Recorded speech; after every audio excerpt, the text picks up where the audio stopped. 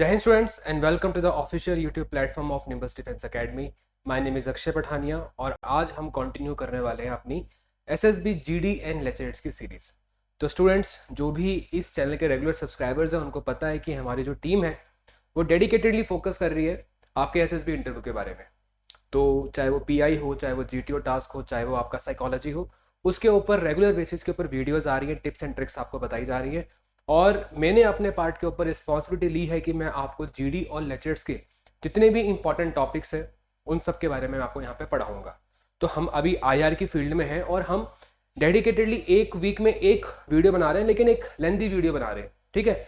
But from this week onward one is Tuesday and one is Friday. तो आपको Tuesday और Friday को दो वीडियोस मेरे एंड से मिलेंगी, जिसमें अभी आईआर के टॉपिक्स मैं ऑलमोस्ट खत्म करने वाला हूँ, ठीक है। जिसमें हमने already India China, India US, India Israel, India Russia, ये सब चीज़ें हम कर चुके हैं। हमने इंडिया आसियान भी कर लिया है, इंडिया का नेबरहुड पॉलिसी भी हमने कर लिया है। और आज हम डिस्कस करने वाले हैं इंडिया के एक बहुत इंपॉर्टेंट पड़ोसी के बारे में, दैट इज अफगानिस्तान।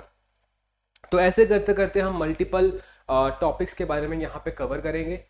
और वीडियो के स्टार्टिंग में आपसे डिस्कस करना चाहूँगा कि वीडियो की जो पिन कमेंट होगी उसमें ना आपको एक ड्राइव का लिंक दिया जाएगा। उस ड्राइव के लिंक में जो भी टॉपिक्स हैं, बेसिक टॉपिक्स है चाहे एडवांस टॉपिक्स हैं, उनका जो है आपको एक प्रॉपर कंटेंट हम यहाँ पे ऑफर करेंगे।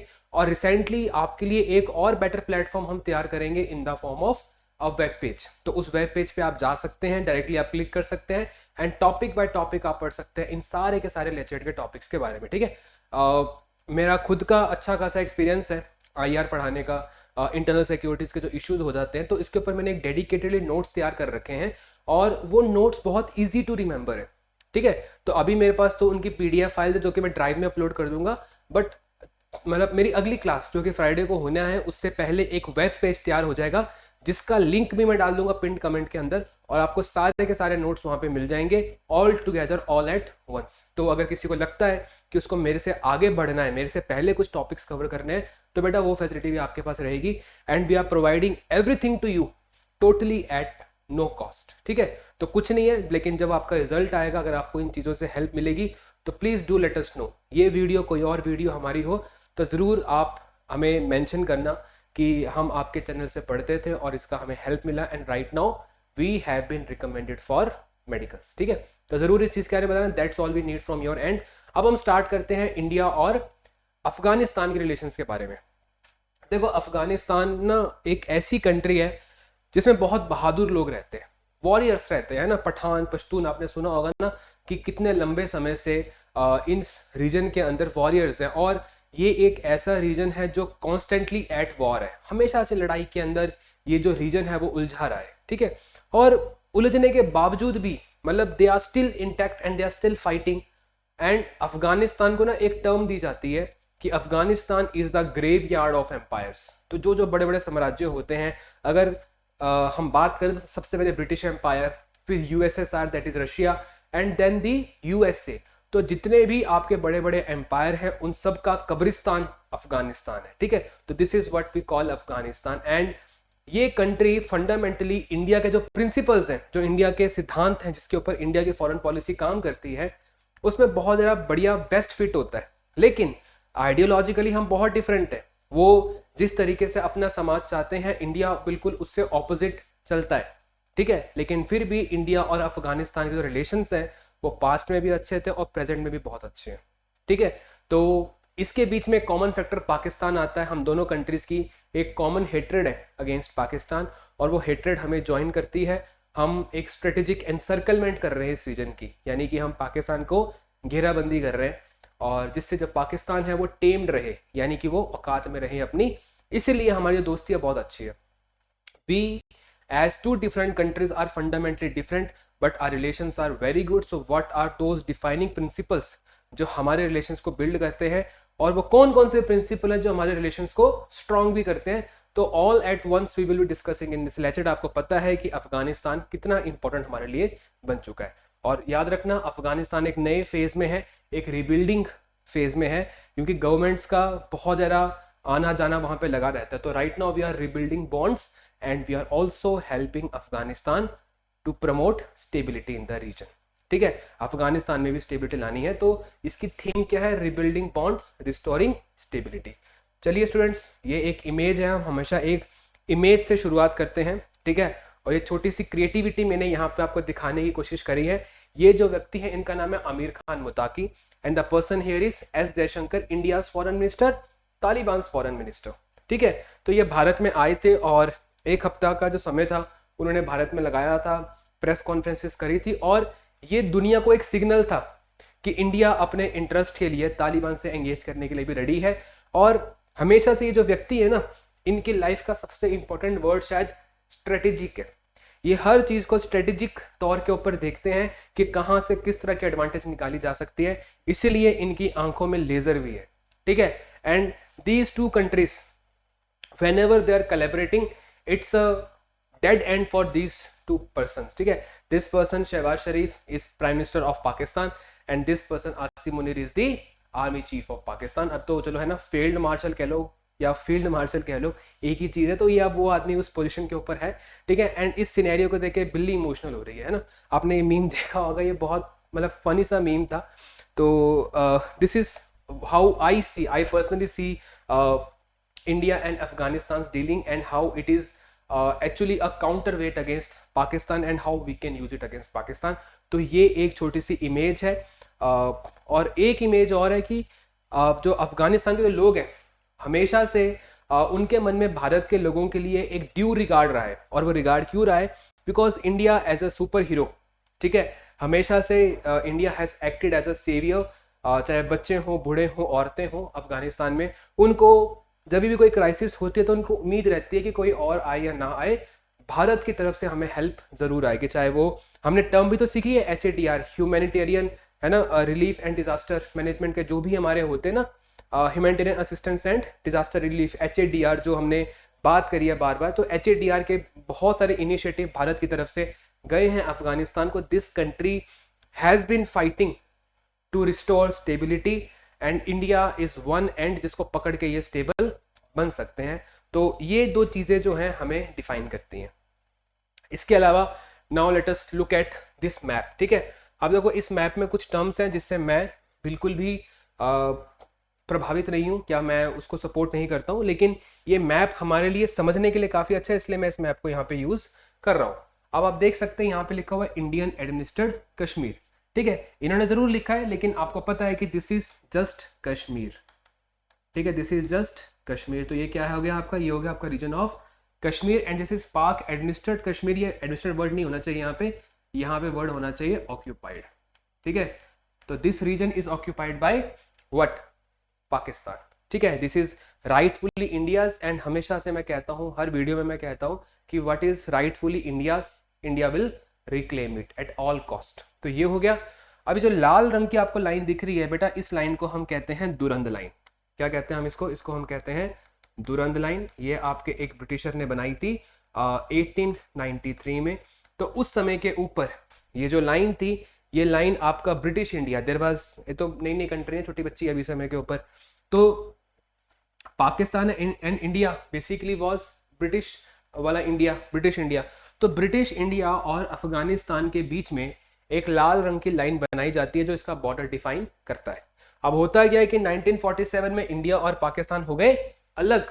जब इंडिया और पाकिस्तान अलग हो जाएंगे तो याद रखना ये लाइन जो है ये बॉर्डर बन जाएगी अफगानिस्तान और पाकिस्तान का। तो बहुत सारे पेपर में क्वेश्चन आता है कि दुरंद लाइन किसके बीच का बॉर्डर है। इंडिया के पर्सपेक्टिव से देखा जाए तो ये जो पाक ऑक्यूपाइड वाला एरिया है, इस पाक ऑक्यूपाइड वाले एरिया से इंडिया का भी 100 किलोमीटर के ऊपर का बॉर्डर लगता है अफगानिस्तान के साथ, लेकिन इंडिया उसको डायरेक्टली एक्सेस नहीं कर सकता because of Pakistan occupation. But we believe कि at one point of time in future when things will be right, ठीक है, when India will be at that position, तो इंडिया विल ऑब्वियसली रिक्लेम, हम इस reason को रिक्लेम करेंगे and directly हमारा व्यापार शुरू हो जाएगा किसके साथ? अफगानिस्तान के साथ, जमीनी रास्ते से। आप इस बात को समझते हैं? चलो अगर आप समझते हैं तो हम आगे बढ़ते हैं कि अब ये बन गया है अफगानिस्तान और पाकिस्तान का बॉर्डर। तो Durand line is a border between Afghanistan and Pakistan. और याद रखना अफगानिस्तान हमेशा से इस लाइन के अगेंस्ट बोलता है। क्यों बोलता है अगेंस्ट? कहता है कि क्या फायदा लाइन के इस तरफ भी पश्तून, इस तरफ भी पश्तून, तो क्यों ना इस लाइन को थोड़ा सा और आगे किया जाए, ठीक है। तो अफगानिस्तान इस लाइन को नहीं मानता है, पाकिस्तान भी इस बात को समझता है कि बात तो अफगानिस्तान बिल्कुल सही कह रहा है, लाइन के इस तरफ भी पश्तून, इस तरफ भी पश्तून, तो ये एरिया अगर कल्चरल और रीजनल या कम्युनिटी वाइज डिवाइड किया गया है तो ये लाइन थोड़ी सी पाकिस्तान के अंदर होनी चाहिए, ठीक है। तो इसको लेकर अफगानिस्तान और पाकिस्तान में बहुत सारे कन्फ्लिक्ट रहे हैं और इंडिया बहुत ज्यादा स्मार्टली सिंस 1947 कह रहा है कि हाँ अफगानिस्तान बिल्कुल सही कह रहा है, हमें पाकिस्तान को वीक करना पड़ेगा कैसे भी करके, ठीक है। हम नहीं चाहते कि वहां पे लोग भूखे मरें या वहां पे लोगों की जान जाए, ठीक है। लेकिन जिस तरह की हरकतें पाकिस्तान में है, एक वीक पाकिस्तान जो है वो कहीं ना कहीं हमारे लिए हमारी सिक्योरिटी को इंश्योर करता है। जब उनके देश में बाकी कुछ दिक्कतें होंगी तो उनका सरकार का ध्यान वहां रहेगा। जैसे ही पाकिस्तान हल्का सा भी प्रॉस्परस होता है तो उनको फिर कश्मीर याद आ जाता है कि हाँ हाँ हमसे गलत तरीके से कश्मीर लिया गया था, और फिर आपको पता है कि फिर जिस तरह की लड़ाइयाँ वगैरह होती हैं, याद रखना वो एग्रेसर है, इतना कश्मीर काट के बैठा हुआ है अपने पास, वो उसको फोर्सफुली ऑक्यूपाई कर रहा है, यहाँ पे हर साल प्रोटेस्ट होते हैं, ठीक है। तो India and Afghanistan has a border, that border is Durand line, but so is the border between Afghanistan and Pakistan, जिसको भी हम क्या कहते हैं आपका दुरंत लाइन। तो अब ये बात आप समझ चुके हैं, तो इन फ्यूचर हम डायरेक्टली यहाँ पे एक लिंक क्रिएट कर सकते हैं, ठीक है। एंड आई बिलीव कि ये पार्ट आपको क्लियर हो गया होगा। अब हम बढ़ते हैं दो टर्म्स को लेकर। अब यहाँ पे दो टर्म्स है, ठीक है बेटा। एक टर्म है यहाँ पर रियल पॉलिटिक। अब रियल पॉलिटिक क्या होता है, देखो इंडिया जैसे ही डील करता है अफगानिस्तान से तो हमेशा आपको ये दो टर्म याद रखनी है। कौन कौन से टर्म याद रखनी है, real politic and economic statecraft. हमारी जो फॉरेन पॉलिसी है विद अफगानिस्तान वो इन दो वर्ड्स के ऊपर बेस्ड है, याद रखना। रियल पॉलिटिक का मतलब होता है, देखो मैं आपको मैं ऑलरेडी बता चुका हूँ, जो फॉरेन पॉलिसी होती है वो आइडियलिज्म पे काम नहीं करती है, ठीक है। वो बात करती है किसके ऊपर, रियलिज्म के ऊपर। तो जब भी इंडिया और अफगानिस्तान आपस में डील करेंगे तो आइडियली अगर देखा जाए तो अफगानिस्तान हमारे साथ आइडियोलॉजिकली हमारी सोच से नहीं मिलता है। हम यहाँ पे विमेन राइट्स को प्रमोट करने की बात करते हैं। आप देख सकते हैं कि इस बार जो आपका वर्ल्ड कप हुआ है वो भी भारत की महिलाओं ने वो वर्ल्ड कप जीता है। तो इस तरह की अपॉर्चुनिटीज भारत में महिलाओं को मिलती है। हमारे यहाँ पे जेंडर इक्वालिटी को लेकर बहुत सारे इनिशिएटिव है। हम जो 2000 ये जो वाला बजट आपका बना है, इस बजट में आपका 2 लाख करोड़ जो है वो जेंडर बजटिंग की गई है, विमेन स्पेसिफिक स्कीम्स के लिए खर्च किया गया है। तो हम ध्यान देते हैं इन चीज़ों को लेकर। लेकिन अफगानिस्तान में सिचुएशन बिल्कुल उलट है। वहाँ पे वो पर्दा जिसको हम बुर्का कहते हैं वो वाली प्रथा है यहाँ पे। इसके अलावा वीमेंस को वर्किंग का तो राइट नहीं है, साथ में एजुकेशन का भी राइट नहीं है। तो there are lot of atrocities that women of Afghanistan has to face since the Taliban has come to power. लेकिन हम उन चीज़ों को अपने बीच में नहीं आने देते हैं। हम सोचते हैं कि रियलिटी ये है कि अफगानिस्तान एंड इंडिया के जो रिलेशंस है ये इंडिया को एक सिक्योरिटी कुशन देता है अगेंस्ट पाकिस्तान। तो हम प्रैक्टिकल, वर्ड प्रैग्मेटिक भी आ सकता है, ठीक है। तो हम एक प्रैक्टिकल या फिर प्रैग्मेटिक अप्रोच लेकर चलते हैं जो कि पावर बेस्ड पॉलिटिक्स है। हम रियलिस्टिक गोल्स की तरफ ध्यान देते हैं, ना कि हम आइडियोलॉजी, एथिक्स, इमोशंस इसके ऊपर ध्यान देते हैं। हमारे देश के लिए जो बेहतर है हम उसके साथ काम करते हैं, ठीक है। और अमेरिका भी ऐसे काम करता है, आपको पता तो है। कई बार डील करने के लिए आ जाता है इंडिया के साथ। उसको पता है कि देखो व्हेन ट्रंप पुरानी पावर में था तो उसने जो उस समय के ऊपर आपको ना ट्रंप सेकेंड टर्म में ट्रंप अपनी फर्स्ट टर्म में जो पाकिस्तान का प्राइम मिनिस्टर था उसका नाम था, जो क्रिकेटर भी है ना, इमरान खान। राइट नाउ तो ही इज इन जेल, लेकिन जब ट्रंप पुरानी टर्म में था तो जो ओवल ऑफिस है उनकी, वहां पे बंदे को सामने बिठाया, ठीक है, और पूछा उससे कि why are you sponsoring terrorism. मतलब मुंह पे पूछ रहा है, ठीक है। सोच रहे हो, Trump is asking Pakistani PM in front of whole media कि why are you sponsoring terrorism, ठीक है। और बहुत सारे स्पीच में बोला उसने कि पाकिस्तान जो है ये टेरर का हब है, ये है वो है। और आपको पता है कि अमेरिका के वजह सबसे बड़ा अटैक हुआ है 9/11 का, उस अटैक का जो सरताज था जिसने ये पूरा अटैक प्लान किया, जिसकी ऑर्गेनाइजेशन ने, that was al Qaeda and the person was Osama bin Laden. वो कहाँ पाया गया, वो पाकिस्तान के एबटाबाद में पाया गया। तो अमेरिका ये बात जानता है, लेकिन फिर भी इंडिया को कंट्रोल करने के लिए, इस साउथ एशियन रीजन में अपना एक बेस बनाने के लिए वो पाकिस्तान को अपने साथ साथ लेके घूम रहा है, ठीक है। जिस कंट्री में खुद पीस नहीं है वो कंट्री को इनवाइट कर रहा है वो इजराइल और फलस्तीन के पीस समिट में, ठीक है। क्यों दे रहा है इतनी इज्जत, समझो, वो भी रियल पॉलिटिक खेल रहा है। और हम भी तालिबान को भारत में बुला के, याद रखना, तालिबान को हमने आज तक कभी रिकॉग्निशन नहीं दी है। हम तालिबान को as the legitimate government of Afghanistan recognise नहीं करते हैं, लेकिन उसके बावजूद भी, ठीक है, हमारे एम्बेसी वाले रिलेशंस हैं, ठीक है, हमने वहां पे अपनी एम्बेसी ओपन कर रखी है और साथ में वहां का जो एक्सटर्नल अफेयर्स मिनिस्टर वो भारत में आता है। तो this is just an example of real politics. This is how big powers operate. सब कुछ साइड में रख के प्रेजेंट में जो आपको ठीक लग रहा है आप उसके ऊपर ध्यान दे रहे हैं। एंड दूसरा है आपका इकोनॉमिक स्टेटक्राफ्ट। जब भी जिस कंट्री के साथ आप डील कर रहे हैं वो कंट्री आपसे आर्थिक तौर के ऊपर वीक है और उसको मदद चाहिए, तो आप आर्थिक तौर के ऊपर उसकी मदद करते हैं। इससे विश्वास, बॉन्ड बनते हैं और इसी को लेकर आप जब आगे बढ़ेंगे तो आपकी फॉरेन पॉलिसी आगे चलती रहेगी। अमेरिका भी यही करता है, हर एक गरीब कंट्री को पैसा दे रखा है, सपोर्ट कर रखा है, उनके प्रोजेक्ट्स बना रखे हैं क्योंकि आर्थिक तौर के ऊपर वो बढ़िया है। अब इंडिया भी आर्थिक तौर के ऊपर बढ़िया है, भगवान की दया से हमारे जो देश में है एक स्टेबिलिटी मेंटेन्ड है। इतनी ज़्यादा डाइवर्सिटी होने के बाद भी इंडिया एक ग्रोइंग ट्रेजेक्टरी के ऊपर है। तो when all these things are happening, ठीक है, इसके बावजूद अगर हम देखें कि इंडिया जो है किसी भी कंट्री को सपोर्ट करने के लिए रेडी रहता है जो उससे इकोनॉमिकली वीकर है। तो अफगानिस्तान को हमने क्या किया है, इकोनॉमिक टूल्स के थ्रू, यानी कि हमने उनको टेक्नोलॉजी शेयरिंग करी है उनके साथ, हमने उनका इंफ्रास्ट्रक्चर की फंडिंग करी है, इसके अलावा हमने इन्वेस्टमेंट्स करी है, व्यापार बढ़ाया है, ठीक है, हमने उनको हेल्प, एड मतलब पैसा दिया और भूल गए, हमने उनको एड दिया है। और जब जब हमें कोई भी दिक्कत आती है तो सैंक्शंस, देखो इंडिया नहीं लगाता कभी भी सैंक्शन, सैंक्शन मतलब होता है पाबंदियां। आपको पता है, जब आपको पता है कि कोई कंट्री आपके साथ व्यापार करके बहुत सारा पैसा कमा रही है, ठीक है, लेकिन वो आपके बाकी चीजों में आपके अगेंस्ट चली जाती है, तो आप उसका व्यापार को रोक देते हो, जो कि करता है America. India earn a lot and lot from trade with America. तो हमारी एक तरीके से अर्निंग आ रही है अमेरिका से। तो व्हाट हैपेंस इज कि जब भी अमेरिका के अगेंस्ट हम कुछ करते हैं या उसकी सोच के खिलाफ कुछ करते हैं तो हम पे सैंक्शंस लग जाती है।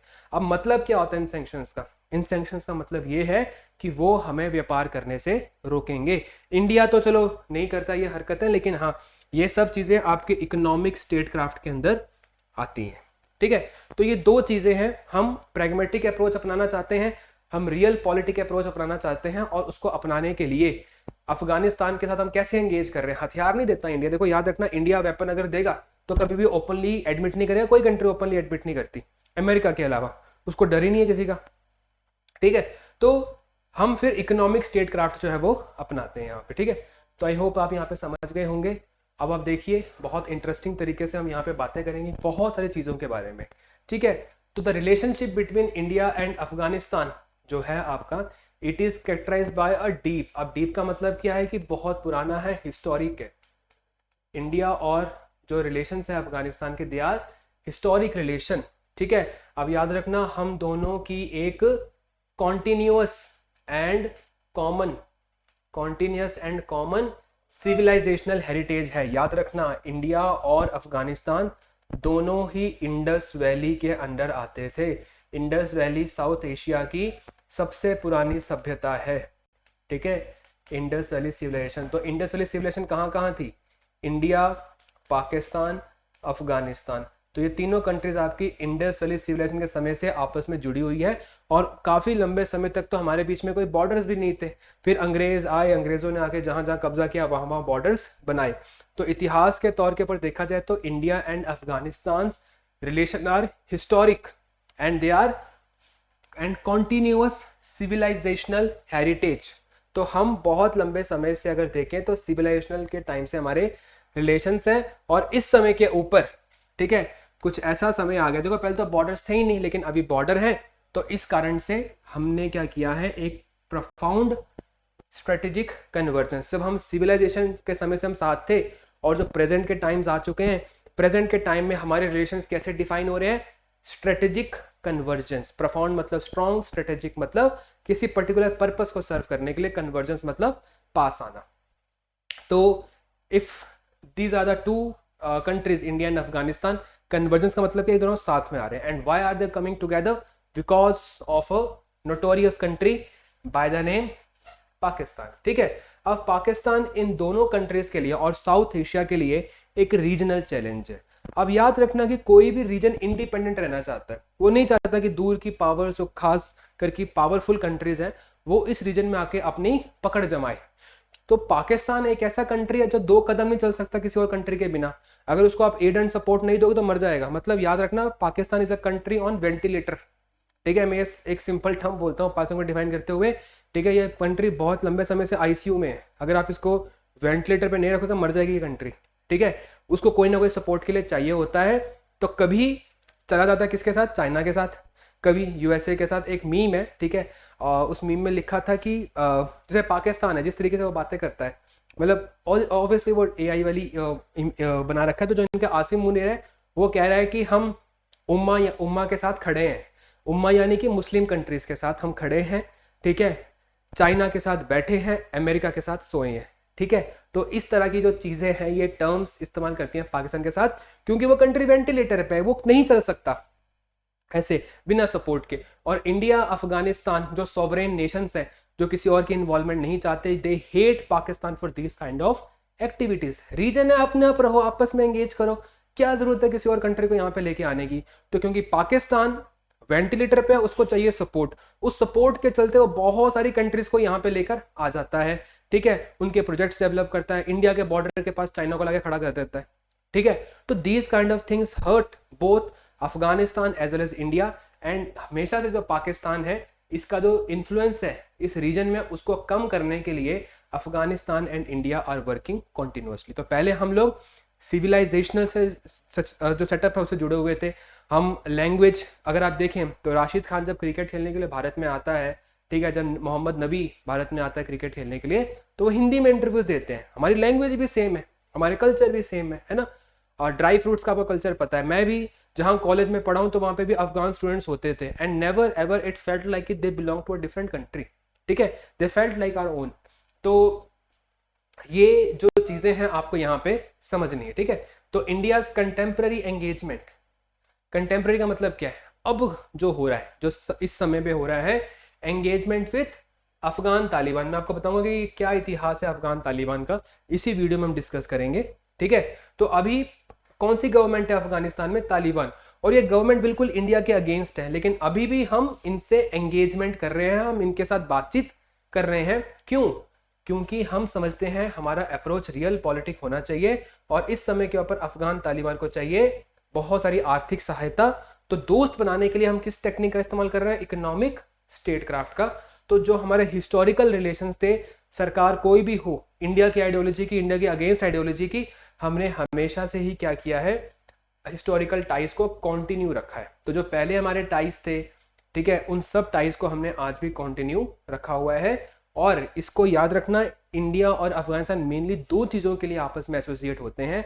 पहला है आपका पाकिस्तान को कंट्रोल करना, उसको टेम करना, और दूसरा है हमारा रीजनल कनेक्टिविटी। पाकिस्तान एक बड़ी क्रूशियल लोकेशन में है। अगर इंडिया को किसी भी सेंट्रल एशियन कंट्री में जाना है तो पाकिस्तान से होके जाना पड़ेगा। ठीक है, तो उसको स्किप अगर हमें करना है तो we will have to build a stronger relation with Afghanistan. हम डायरेक्टली अरेबियन सी से कहाँ जा सकते हैं, हम सूरत से निकले, अरेबियन सी से हम आ गए आपके ईरान में, ईरान से Afghanistan, and then we can go upward. ठीक है, तो आपको मैं बताऊंगा इसके बारे में, जरांच, ये सब के बारे में ना, ये सब चीज़ों के बारे में आपको बताऊंगा, कौन कौन से हाईवे यहाँ पे बन रहे हैं और इंडिया क्यों उसके ऊपर इतना ज़रा काम कर रहा है। तो आएगा, इस सब वीडियो में सब कुछ आएगा। बट याद रखना, रीजनल कनेक्टिविटी के लिए, ये हम बात करें ना कॉन्टिनेंटल कनेक्टिविटी के लिए, जिसमें कि पाकिस्तान की इन्वॉल्वमेंट ना हो, यानी कि हमें पाकिस्तान का सहारा ना लेना पड़े कहीं और व्यापार करने के लिए। ठीक है, तो आई होप ये आपको समझ में आ गया होगा कि why Afghanistan and India are आपस में एंगेजिंग। ठीक है, अब हम थोड़ा सा हिस्टोरिक टाइज की अगर हम बात करें तो आपको पता है कि हम दोनों के दोनों इंडस वैली सिविलाइजेशन के थे। ठीक है, हमारे सिविलाइजेशन टाइज है। इसके अलावा जो भारत में सबसे बड़ा एम्पायर कभी हुआ है एंशंट में, वो है मौर्यन एम्पायर, और मौर्यन एम्पायर का एक रूलर था अशोका। अशोका के एफर्ट्स के बाद बुद्धिज्म गया है। ठीक है, बुद्धिज्म गया है कहाँ पे, इंडिया से अफगानिस्तान गया है। तो एक ये भी हमारे बीच में टाई है। इसके अलावा अगर हम देखें तो आज भी आपको मॉन्यूमेंट्स देखने को मिलेंगे। For example Bahamian Buddha, Afghanistan में जो बामियन वैली है, उस बामियन वैली में एक गौतम बुद्ध की बहुत बड़ी मूर्ति है, बहुत फेमस मूर्ति है। आप उसकी इमेज अगर सर्च करेंगे तो आपको पता लगेगा कि बड़ी ज़रा इंटरेस्टिंग सी मूर्ति है, क्योंकि एक पूरे पूरे पहाड़ में मतलब वो एनग्रेव कर रखी है मूर्ति। तो वो भी सब है जो हमें बताता है। देखो आज तो वहाँ पे इस्लामिक ट्रेडिशंस आ चुके हैं, लेकिन पहले अफगान जो है कंधार, अगर आप देखें महाभारत में शकुनी मामा कहाँ से थे, कंधार से थे, कंधार इज अफगानिस्तान। तो हमारे इतने पुराने टाइज रहे हैं और उस समय के ऊपर बॉर्डर्स इतने ज़्यादा स्ट्रिक्ट नहीं थे कि हम यहाँ से बाहर नहीं जा सकते थे। हमारा एक रूट चलता रहता था, ठीक है, हमारा इसमें व्यापार चलता रहता था। भारत से ही जो बुद्धिज्म है वो गई है कहाँ पे, अफगानिस्तान में, जो कि बहुत लंबे समय तक अफगानिस्तान का कोर रिलीजन भी रहा था। आपको पता होना चाहिए फिर भारत में सुल्तान्स आ गए, फिर भारत में मुगल्स आ गए। तो मुगल्स और जो सुल्तान्स हैं ये भी बहुत ज़्यादा डीपली एंगेज करते थे अफगानिस्तान के साथ, ठीक है। तो एंशंट और मीडिएवल समय में हमारे अच्छे खासे संबंध रहे हैं किसके साथ, अफगानिस्तान के। तो हमारे डीप हिस्टोरिकल टाइज में इसलिए कह रहा हूँ, सिविलाइजेशन जो शुरू हो जाते हैं, फिर मौर्यन एम्पायर आता है, फिर आपका सुल्तान्स आते हैं, सल्तनत पीरियड जिसको हम कहते हैं, फिर आपके मुगल्स आते हैं। तो इन सारे के सारे पीरियड्स में India has been engaging with Afghanistan continuously, ठीक है। एक ही हो गया। और अब तो हम बात कर रहे हैं प्रॉब्लमेटिक बॉर्डर की, इस वाले पार्ट को हम इग्नोर करेंगे, यहाँ पे हम इसके बारे में बात नहीं करेंगे, क्योंकि मैं आपको वर्बली बता चुका हूँ कि हमारे बीच में अब बॉर्डर आ चुका है। पहले हमारे बीच में कोई बॉर्डर नहीं था। तो बॉर्डर कौन सा बना, दुरंग लाइन का बॉर्डर बना, ठीक है। अब हम आपस में सेपरेट हो गए हैं बॉर्डर से, मतलब मॉडर्न समय में हम जो अंग्रेजों वाला पीरियड था उसमें हम सेपरेट हुए by a border call Durand line, और उसके बाद हमारे बीच में आ गया पाकिस्तान, ठीक है। तो एक प्रॉब्लमेटिक बॉर्डर आ गया, अदरवाइज हमारे बिल्कुल डायरेक्टली कनेक्शंस हुआ करते थे यहाँ से वहाँ पे, ठीक है। चलो अब हम बात करते हैं अफगानिस्तान की हिस्ट्री की। और अफगानिस्तान की हिस्ट्री डिस्कस करने से पहले हम थोड़ा सा फेजेस के बारे में बात करेंगे, ठीक है। अब इन चीज़ों को आप लिखना ज़रूर अपने नोट्स के अंदर। याद रखना, अफगानिस्तान में एक गवर्नमेंट थी जो कि थी मोनार्कियल, यानी कि उसमें राजाओं का शासन था, ठीक है। और मोनार्कियल गवर्नमेंट कब तक रहती है, 1973 तक रहती है, ठीक है। आप इस बात को समझ गए। तो कब तक रहती है मोनार्कियल गवर्नमेंट, 1973 तक रहती है।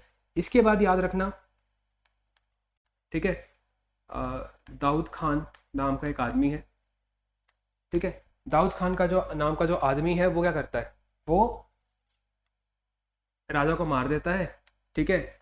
और यहाँ पे अपनी एक नई गवर्नमेंट इस्टेब्लिश करता है। वो डेमोक्रेटिक गवर्नमेंट नहीं थी, लेकिन हाँ एक नई गवर्नमेंट आती है, राजा का कल्चर खत्म हो गया, उसकी अपनी एक प्रॉपर सभा वगैरह होती है, ठीक है। तो दाऊद खान की गवर्नमेंट आ जाती है 1973 में, ठीक है। अब होता क्या है कि फिर दाऊद खान को रिप्लेस करके एक कम्युनिस्ट गवर्नमेंट आती है। अब वो कम्युनिस्ट गवर्नमेंट का जो है वो कब आती है, 1978 में आती है। एक कम्युनिस्ट गवर्नमेंट आती है। याद रखना, कम्युनिस्ट गवर्नमेंट किसके साथ, किसके द्वारा है, यूएसएसआर के द्वारा है, ठीक है। ये बात आपने याद रखनी है। और इसके अलावा 1978 में होते हैं बहुत सारे रिवोल्ट्स। 1978 में होते हैं अफगानिस्तान में बहुत सारे रिवोल्ट, किसके अगेंस्ट, इस कम्युनिस्ट गवर्नमेंट के अगेंस्ट। और इस कम्युनिस्ट गवर्नमेंट को बचाने के लिए 1979 में यूएसएसआर जो है वो अफगानिस्तान में एंट्री मारता है, ठीक है। इसलिए हम बात कर रहे हैं सोवियत इंटरवेंशन 1979 की, और इंडिया की उस समय के ऊपर क्या पोजीशन रही थी। तो पहले तो आप सिंपली इस बात को समझो कि जो आपका अफगानिस्तान है, ठीक है, उसमें एक मोनार्कियल गवर्नमेंट थी। वो मोनार्कियल गवर्नमेंट 1973 तक रहती है। दाऊद खान वहाँ के राजा को मारता है और फिर ये वाला रूल करना शुरू होता है। बाद में दाऊद खान को मारा जाता है, कम्युनिस्ट गवर्नमेंट आ जाती है। वो कम्युनिस्ट गवर्नमेंट होती है यूएसएसआर की, ठीक है। अब हम किस चीज़ की बात कर रहे हैं, अब देखो हम यहाँ पे जो डिस्कस कर रहे थे, आपको एक बात पता होनी चाहिए कि कोल्ड वॉर, जिसने भी पुरानी क्लासेस लगा रखी है, मैंने प्रॉपर बताया हुआ है कि जो कोल्ड वॉर का पीरियड है वो 1950 से लेकर 1990 तक चलता है, जिसमें दो ग्रुप होते हैं। एक होता है यूएसए प्लस नेटो, और एक ग्रुप होता है आपका यूएसएसआर का, जो कि है आज के समय का रशिया यानी कि रूस, ठीक है। अब ये जो दो ग्रुप्स हैं ये कोल्ड वॉर में आपस में लड़ते हैं, लेकिन इनकी लड़ाई कैसे होती है, अलायंसेस के बेसिस के ऊपर होती है, ठीक है। तो ये बहुत सारे अलायंसेस बनाते हैं, बहुत सारे ग्रुप्स बनाते हैं, तो इनके बीच में एक कॉन्टिन्यूस वॉर चलती है 40 साल की। इंडिया उस समय के ऊपर नैम का पार्ट था, यानी कि जब कंट्रीज आपस में डिसाइड कर रही थी कि या तो हम इस ग्रुप का पार्ट बनेंगे या तो हम इस ग्रुप का पार्ट बनेंगे, तो इंडिया ने बोला कि हम हैं नॉन अलाइंड। और ये बात भी आपको मैं बता चुका हूं कि इंडिया कभी भी अलाइनमेंट अपने शो नहीं करता है, तो इंडिया वाज नॉन अलाइंड। तो इस पर्टिकुलर मूवमेंट के ऊपर आउटकम और रिजल्ट क्या आता है, ठीक है, उसका सिंपल आउटकम और रिजल्ट ये आता है कि इंडिया एक थर्ड फ्रंट क्रिएट करता है। India will not associate with USA entirely and will not associate with USSR entirely.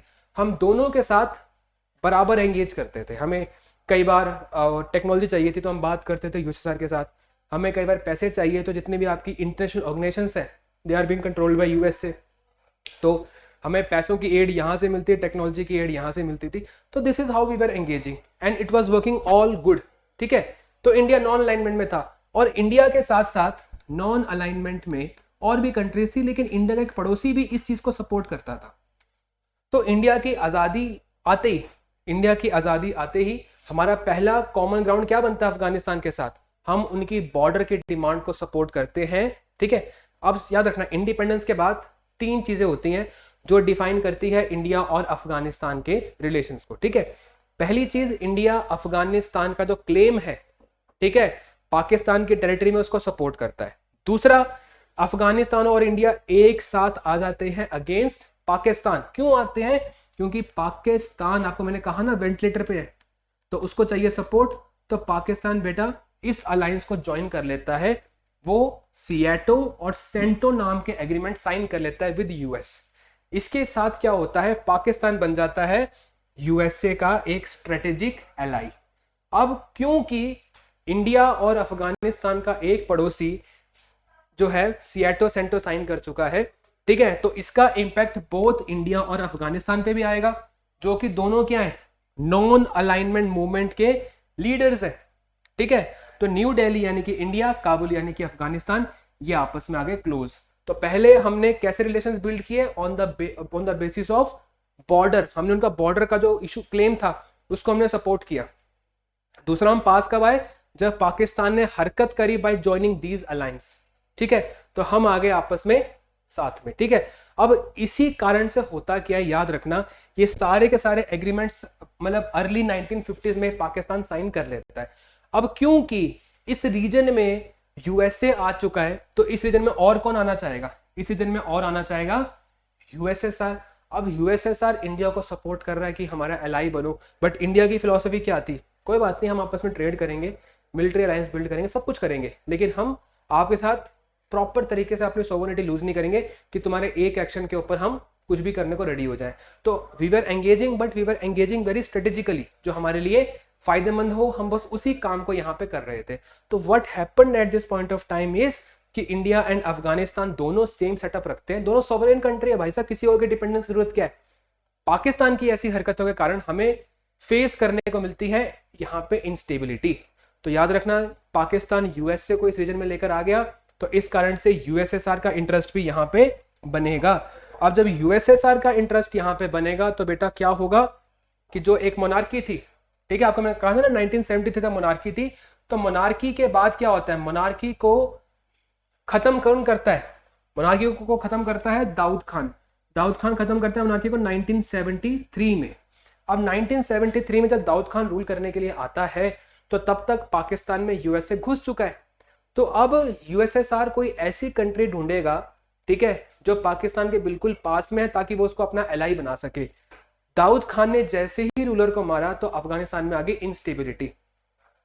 Daud Khan ने रूल किया, दाऊद खान ने 1973 से लेकर 1978 तक शासन किया, लेकिन जो यूएसएसआर था उसने करवाई एक revolution. USSR was a communist country, तो क्या करता है वो, इस आदमी के खिलाफ, दाऊद खान के खिलाफ एक ग्रुप है जिसका नाम है People's Democratic Party of Afghanistan, PDPA. तो जो यूएसएसआर है वो पीडीपीए को सपोर्ट करता है और पीडीपीए को हथियार, पैसा सब कुछ देता है। उसके बाद आती है एक क्रांति अफगानिस्तान में, उस क्रांति में दाऊद खान को मार दिया जाता है। तो कौन सी सरकार आ गई अब अफगानिस्तान में, अब अफगानिस्तान में आ गई पीडीपीए की सरकार। अब पीडीपीए किसकी एलाई बन गई है, यूएसएसआर की। तो देखो, एक तरफ अफगानिस्तान है जिसमें यूएसएसआर की इन्वॉल्वमेंट है, उसकी एक गवर्नमेंट है, और एक तरफ है आपका पाकिस्तान जिसमें यूएसए की गवर्नमेंट है, ठीक है। अब होगा क्या, अब जो पीडीपीए है, पीडीपीए करेगी वही काम जो बताएगा यूएसएसआर। यूएसएसआर चाहता था कि अफगानिस्तान में एक अच्छी रेवोल्यूशन आए जहां पे लोगों के राइट्स का ध्यान रखा जाए, ठीक है। लेकिन अफगानिस्तान की जो ज्योग्राफी है जो भी उसकी ज्योग्राफी है वो बहुत ज़्यादा डिफिकल्ट ज्योग्राफी है, तो उस पूरे के पूरे रीजन को एक पर्टिकुलर रूलर के अंडर लाना बड़ा मुश्किल था। तो बड़े मुश्किल से किसी तरीके से राजा ने सारे के सारे जो ट्राइबल्स थे उनको कंबाइन कर रखा था, ठीक है। और ट्राइबल्स के ना अपने अपने अमीर्स हुआ करते जो बड़े ऑर्थोडॉक्स है, जिनको पसंद नहीं था कि वीमेन को राइट मिले या जमीन की रीडिस्ट्रीब्यूशन हो। ऐसी चीजें उन राजाओं को या उन रूलर्स को पसंद नहीं थी। तो जब तक उनकी डिमांड्स फुलफिल हो रही थी बाय अ मोनार्कियल गवर्नमेंट, जब तक उनकी डिमांड दाऊद खान कर रहा था तब तक उनको कोई दिक्कत नहीं थी। लेकिन पीडीपीए कर रही है, पीडीपीए ने यूएसएसआर के बोलने के ऊपर सामाजिक तौर के ऊपर कुछ बदलाव लाए, जैसे जमीन को रीडिस्ट्रीब्यूट किया, लैंड रीडिस्ट्रीब्यूशन, विमेन राइट्स की बात करना शुरू हो गए, साथ में एक ऐसी एजुकेशन जो इस्लाम के बियॉन्ड है। हम सिर्फ और सिर्फ इस्लामिक एजुकेशन की बात नहीं कर रहे हैं यहाँ पे, कहते हैं कि साइंस एंड टेक वैसी वाली एजुकेशन है। अब ये चीज किसको पसंद नहीं आएगी? उन्हीं राजाओं को जो पहले अपना एक डोमिनेंट पोजीशन रखा करते थे। तो जितने भी अमीर्स थे उन अमीर्स ने क्या किया, पीडीपीए पे कर दिया अटैक। अब जब पीडीपीए पे अटैक हो गया, ठीक है, तो ऑब्वियस सी बात है कि यूएसएसआर को अपनी पावर इस जगह से जाती हुई दिखेगी।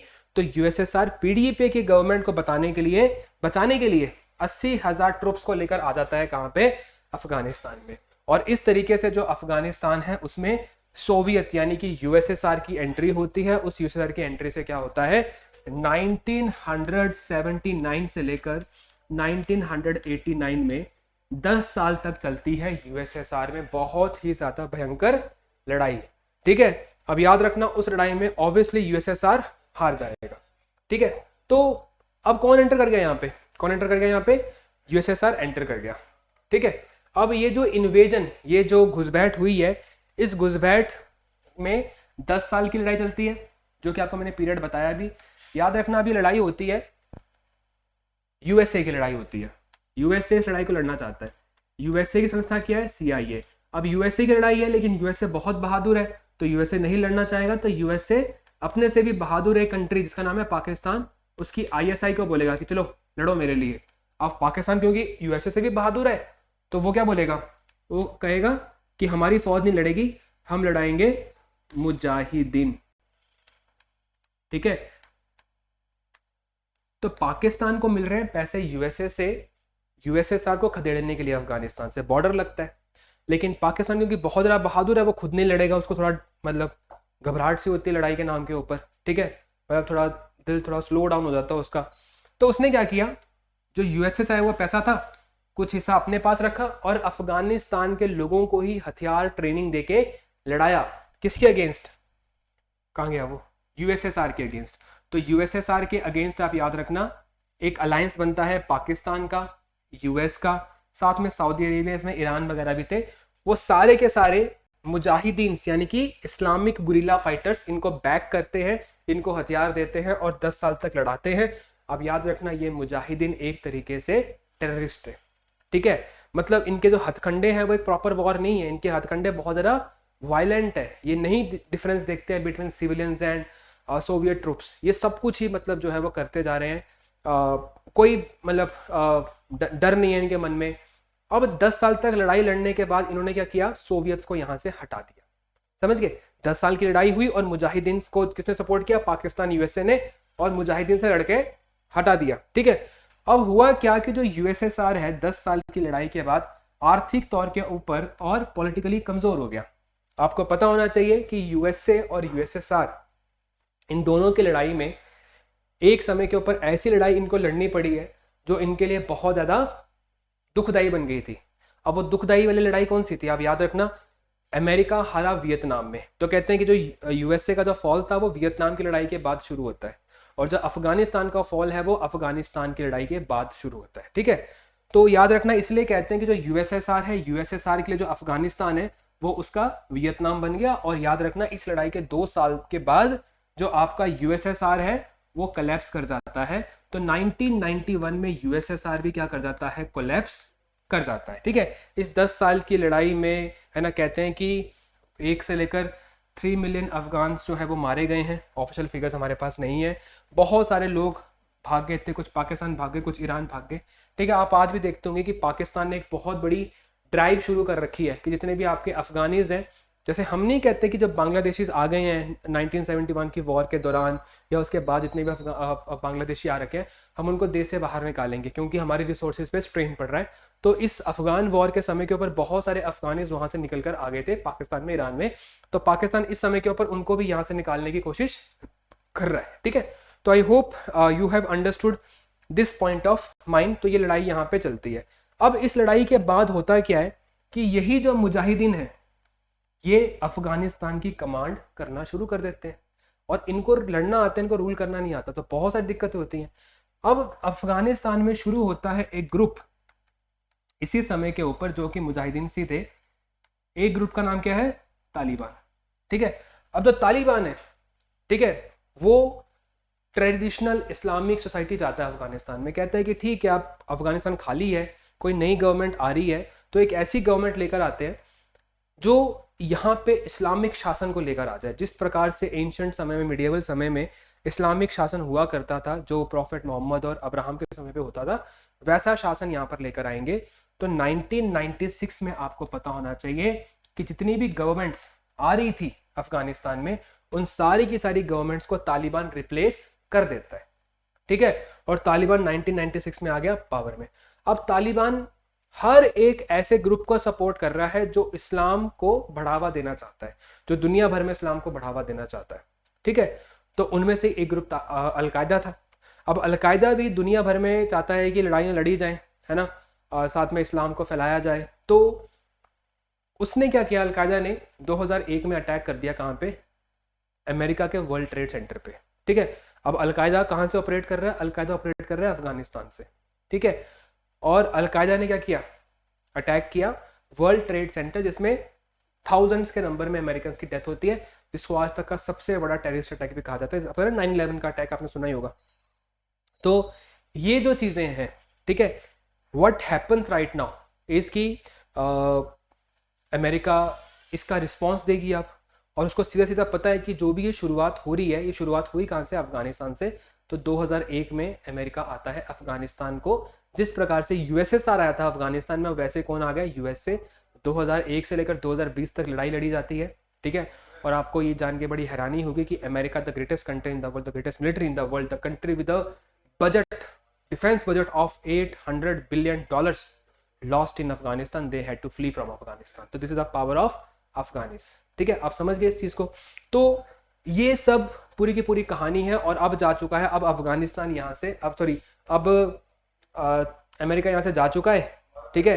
अमेरिका जब इंडिया में एंटर करता है, जब अफगानिस्तान में एंटर करता है, तो उस समय के ऊपर तालिबान को रिप्लेस कर देता है टेम्पररीली, ठीक है। और वहाँ पे एक डेमोक्रेटिक गवर्नमेंट भी लेकर आता है, लेकिन तालिबान फिर से राइज करता है, और 2020 में अमेरिका जब यहाँ से निकलता है, तो तालिबान वापस किस पे कब्जा कर लेता है? अफगानिस्तान पे कब्जा कर लेता है।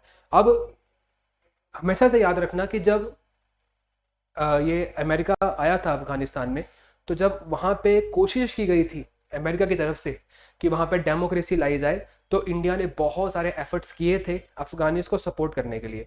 जैसे कि इंडिया ने उस समय के ऊपर अफगानिस्तान के लिए एक पार्लियामेंट की बिल्डिंग ही बना के दी थी। लेकिन जैसे ही अशरफ घानी की जो गवर्नमेंट है, जो डेमोक्रेटिक गवर्नमेंट वहाँ पे बनाई गई थी, वो गवर्नमेंट भारत से अफगानिस्तान से निकल जाती है 2020 में, तो इंडिया कुछ बहुत ज़्यादा नहीं सोचता है कि हमने क्या करना है। इंडिया चुपचाप तालिबान से एंगेज करना शुरू कर देता है, क्योंकि हमें किसी गवर्नमेंट से डील या किसी पर्सन से डील नहीं करना है, हमें अफगानिस्तान से डील करना है। और उस पर चाहे तालिबान रूल करे, चाहे उसमें डेमोक्रेटिक कोई पार्टी रूल करे, हमें उनसे डील करना है, क्योंकि हमारे एम्स बड़े हैं। हमें एक कनेक्टिविटी चाहिए टू सेंट्रल एशिया, और साथ ही में हमें क्या चाहिए इस रीजन के अंदर? हमें यहाँ पे चाहिए पाकिस्तान का टेमिंग। पाकिस्तान को हमने यहाँ पे कंट्रोल करना है। तो वो सब चीज़ें हुई। आपको एक और बड़ी इंटरेस्टिंग चीज़ मैं यहाँ पे बताता हूँ कि जब सोवियत ने कब्जा किया पाकिस्तान के ऊपर, अफगानिस्तान के ऊपर, तो उस समय के ऊपर पूरी की पूरी दुनिया क्या कर रही थी? इस अटैक को कंडेम कर रही थी, यानी कि इसकी आलोचना कर रही थी। लेकिन उस समय के ऊपर जो अपना भाई भारत है ना, जो है अपना भारत क्या करता है? अपना भारत यूएन में सोवियत के अगेंस्ट वोट करने से मना कर देता है 1980 में। तो 1980 में जब ये मुद्दा यूएन में गया, तो यूएन में इंडिया सोवियत की जो इन्वेजन थी अफगानिस्तान के, उसके खिलाफ वोट नहीं करता है। और हाँ, ये जो नॉन कंडेमनेशन थी बाय इंडिया, उसका इंडिया को फायदा भी होता है। $1.6 बिलियन के वेपन सोवियत की तरफ से भारत को आते हैं। आपको पता होना चाहिए कि 1971 की जो वॉर थी उसमें सोवियत ने भारत को बहुत ज़्यादा हेल्प किया था अगेंस्ट पाकिस्तान। तो इंडिया एक बात तो समझ चुका है कि अगर हमारा कोई एलाई है यहाँ पे, जो स्ट्रेटेजिक एलाई यहाँ पे है, तो दैट इज रशिया, और हमें रशिया के साथ स्ट्रेटेजिकली चीज़ें करनी पड़ेंगी। रशिया कुछ भी करे हमें उसका साथ देना पड़ेगा। तो फंडामेंटली इंडिया जो आइडियोलॉजी रखता है उसमें इन्वेजन किसी भी तरह की अच्छी नहीं है, लेकिन ये इन्वेजन हमारे लिए किस तरह से फायदेमंद हुई अगर हम मेटेरियलिस्टिकली देखें तो हमें $1.6 बिलियन के जो हथियार है वो यहाँ पे हमें प्रोवाइड करवाए जाते हैं। एंड आई होप कि आप समझेंगे कि इंडिया कितना ज़्यादा प्रैग्मेटिज्म के साथ डील कर रहा है विद अफगानिस्तान। ठीक है, तो I hope you understood this particular period as well. Afghanistan की जो हिस्ट्री है काफ़ी ज़्यादा इंपॉर्टेंट थी हमें यहाँ पे पढ़ना। इसके अलावा सॉरी माफ़ करना, अब हम बात करते हैं इंडिया और अफगानिस्तान को जोड़ने वाला एक लिंक, और वो लिंक कौन है? पाकिस्तान। तो अफगानिस्तान के जो रिलेशंस है पाकिस्तान के साथ, जब हम उसको ब्रेक डाउन करेंगे तो आप समझ पाएंगे कि क्यों इंडिया और अफगानिस्तान इतने अच्छे दोस्त बन गए हैं। ठीक है, तो पाकिस्तान जो है, पाकिस्तान ने हमेशा से ही अफगानिस्तान में अपनी पकड़ बनाने की कोशिश करी है, और उन्होंने कहा था क्योंकि अफगानिस्तान भी एक मुस्लिम नेशन है, पाकिस्तान भी एक मुस्लिम नेशन है, तो फंडामेंटली दोनों के दोनों साथ में अलाइन कर सकते हैं। और इस धर्म की परिभाषा को अगर हम इस्तेमाल करें तो कहीं ना कहीं हम भारत के खिलाफ एक कंट्रोल बना सकते हैं। ठीक है, एक अपना अलायंस बना सकते हैं। तो हमेशा से जो भी छोटे मोटे मुद्दे रहे हैं, ठीक है, अफगानिस्तान में कोई भी इशू हुआ है तो पाकिस्तान वहाँ पे फटाफट से पहुँच जाता है। और पाकिस्तान ऐसा क्यों करते हैं? क्योंकि पाकिस्तान को चाहिए अफगानिस्तान में स्ट्रेटेजिक डेप्थ, ये चीज़ याद रखना आप। तो what does Pakistan want in Afghanistan? उसको चाहिए स्ट्रेटेजिक डेप्थ, यानी कि एक फ्रेंडली और controlled Taliban government in Kabul. तो पाकिस्तान चाहता है कि वहां पे एक फ्रेंडली तालिबान कंट्रोल गवर्नमेंट हो, ठीक है, काबुल में, जिसको पाकिस्तान कंट्रोल करे, वो पाकिस्तान के एक्शन पे सारा काम कर रही है। लेकिन आपको पता है कि तालिबान की अगर हम बात करें या अगर हम अफगानिस की इन जनरल बात करें तो वो सॉवरेन है। आप उनको नहीं बता सकते कि क्या करना है क्या नहीं करना है, आप उनको इंस्ट्रक्शंस नहीं दे सकते इन चीज़ों को लेकर। उनको जो करना है वो करेंगे, जो उनके राष्ट्र हित के लिए बढ़िया वो करेंगे। तालिबान गवर्नमेंट क्या है? बहुत ज़्यादा नेशनलिस्टिक है, ठीक है, और वो हमेशा से अपनी इंडिपेंडेंस की बात करता है कि पाकिस्तान के इन्फ्लुएंस से हमने दूर रहना है। लेकिन पाकिस्तान चाहता है कि तालिबान में कुछ भी चेंज हो तो उस चेंज का पार्ट पाकिस्तान बने, क्योंकि जब नई गवर्नमेंट आएगी अफगानिस्तान में फिर वो पाकिस्तान का इंटरेस्ट सर्व करेगी। लेकिन पाकिस्तान बार बार ये भूल जाता है कि वो अफगानिस्तान है और ये पाकिस्तान है। पाकिस्तान वेंटिलेटर पे है तो उसको सपोर्ट चाहिए, बट कंट्रीज, ठीक है, जिनमें अपनी एक गरारी होती है, वो कंट्रीज नहीं डिपेंड करती किसी और कंट्री के लिए। हर एक कंट्री अपनी फॉरेन पॉलिसी को इंडिपेंडेंट रखना चाहती है किसी और कंट्री से। और अफगानिस्तान ये रियलाइज कर चुके हैं कि इस स्ट्रेटेजिक डेप्थ के चक्कर में अफगानिस्तान में पाकिस्तान ने इतनी उल्टी पुल्टी हरकतें करी हैं जिसका नुकसान अफगानिस्तान को बहुत हद तक हुआ है। कौन लेकर आया? ठीक है, यूएसएसआर को यहां तक कौन लेकर आया? आपको पता है कि अगर पाकिस्तान अपना अलायंस नहीं बनाता अमेरिका के साथ, ठीक है, तो ऑब्वियस सी बात है कि ना इंटरेस्ट बनता है अमेरिका का यहाँ पे और ना यूएसएसआर यहाँ पे आता। जब लड़ाइयाँ हुई यूएसएसआर के अगेंस्ट, वो लड़ाइयों में भी जो मुजाहिदीन को रेज किया वो किसने रेज किया? पाकिस्तान ने रेज किया। उसी मुजाहिदीन को ट्रेन करके कहाँ लेकर गया? इंडिया लेकर गया। इंडिया की लड़ाई लड़ाई। एक बड़ा इंटरेस्टिंग सी चीज़ है, आपको पता होना चाहिए कि जब सोवियत वॉर खत्म हो गई थी तो जो भी मुजाहिदीन थे, ठीक है, आपको पता है कि इनको रेज करने में पाकिस्तान का एक बहुत बड़ा हाथ था। ठीक है, तो 1990 में 1990 में तो ये जो मुजाहिदीन है, जब ये फ्री हो गया सोवियत वॉर से, तो पाकिस्तान ने इस मुजाहिदीन को इंडिया के बॉर्डर पर भी लेकर आए। वो इंडिया के बॉर्डर पर लेकर आ गए। और जो भारत की सेना है, जो इंडियन आर्मी है, उसने कश्मीर में 1990 से लेकर सन 2000 तक इन्हीं मुजाहिदीन से लड़ा है। ठीक है, इन्हीं पठानों से लड़ा है जो पहले लड़ रहे थे किसके खिलाफ? अफगानिस्तान में लड़ रहे थे यूएसएसआर के खिलाफ। तो 10 साल तक पाकिस्तान ने इस मुजाहिदीन को इंडिया के बॉर्डर पे भी लेकर आ गया। लेकिन 10 साल के बाद आपको पता है कि कौन आ गया वापस? वहाँ पे अमेरिका आ गया। तो फिर अमेरिका से लड़ने के लिए जितने भी ग्रुप्स हैं ये सारे सारे वापस अफगानिस्तान चले जाते हैं। ठीक है, तो याद रखना अफगानिस्तान के साथ अच्छे रिलेशन हमें इसलिए भी बनाने हैं ताकि जो इनके मुजाहिद हैं वो इंडिया के बॉर्डर पर डिस्टर्बेंस क्रिएट ना करें पाकिस्तान के साथ मिलके, जो कि इन्होंने बीच में कभी किया था। तो इंडिया हमेशा से अफगानिस्तान के साथ एक अच्छा रिलेशन बिल्ड करना चाहता है, क्योंकि ये जो वॉरियर्स हैं, जो इनके लड़ाकू हैं, ये इंडिया के बॉर्डर पे भी डिस्टर्बेंस क्रिएट कर सकते हैं, जैसा कि इन्होंने 1990 से लेकर सन 2000 के बीच में किया था। हालांकि भारत ने बहुत ज़्यादा बहादुरी से इसके खिलाफ लड़ाई लड़ी है।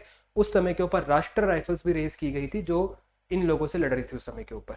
ठीक है, तो जो भी डिस्टर्बेंस हुई है अफगानिस्तान में, जो भी दिक्कतें अफगानिस्तान में हुई हैं, जो भी देखो इस समय के ऊपर अगर हम देखें तो बहुत सारे टेररिस्ट अटैक होते हैं अफगानिस्तान में, और जो भी ये अटैक्स वगैरह होते हैं, आपको पता होना चाहिए सारे जो मुजाहिद है ये पाकिस्तान के बनाए हुए मुजाहिद है।